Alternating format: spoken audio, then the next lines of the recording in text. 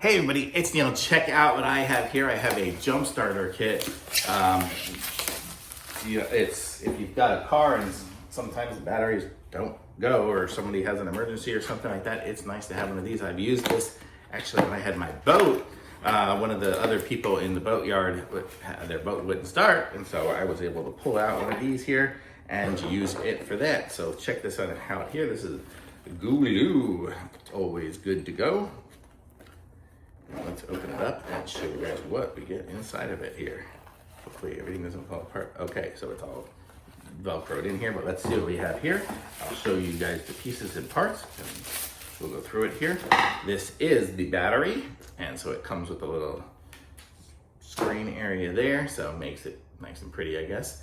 And then we have the plug here for looks like USB-C and USB. So if we can probably charge it through USB-C and then send it out through that. We have a little power button on the side. It looks like it came 78% charged. So if you needed it immediately, you could get a little charge out of it.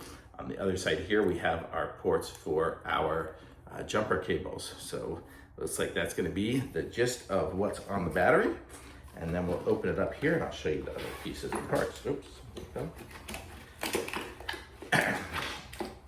So it comes with a USB to USB-C cable, so we can charge it that way.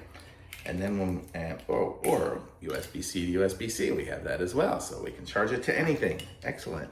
And then here is the device that's going to convert it's gonna make it so we have the little jumper cables. So we'll plug this in here. And then we are given the plugs here. We have correct and reverse.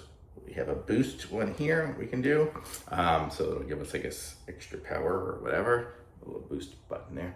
And so what we'll do is we'll connect the red to the red on the car. So that's the red pole sticking up on the car.